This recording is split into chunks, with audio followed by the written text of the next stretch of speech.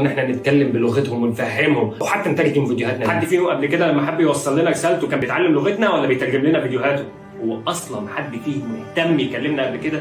بعدين مالك مهتم قوي كده يعني ان هم يعرفوا الحقيقه؟ ايه مستنيهم؟ لا مش كده، الحقيقه واضحه مش مستخبيه، اللي عايز يفهمها يفهمها واللي مش عايز يطلع عنه ما فهم. اخي الكيان المحتل ده مع اكبر قوه عسكريه واقوى دفاع جوي، اسلحه وصواريخ ملهاش عدد.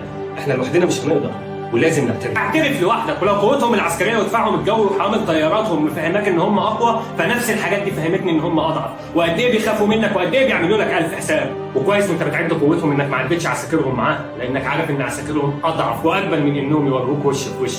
ومفيش دوله بيتم احتلالها من الجو بس. عايز توصل لايه يا حكيم؟ عايزك تفهم دورك اللي يخليك ما تحتاجش لحد انه يساعدك، ما تحتاجش لحد انه يفهمك، دورك اللي انا وانت نبقى في صف واحد، مش واحد فينا شايف ان محمد صلاح صح والتاني شايف ان محمد صلاح غلط. لا مش كده. ما قلتش انه صح، وانا معاك ان كلمته في الوقت ده هتبقى اكبر من اي فعل واكبر من اي رقم ممكن يتبرع بيه، بس دي مش شماعه نختلف عشانها في الراي انا وانت. احنا مش المفروض ان احنا نختلف، المفروض ان احنا نتجمع على قلب واحد وراي واحد عشان ضربتنا تبقى قويه واحنا متجمعين، والا هنختلف.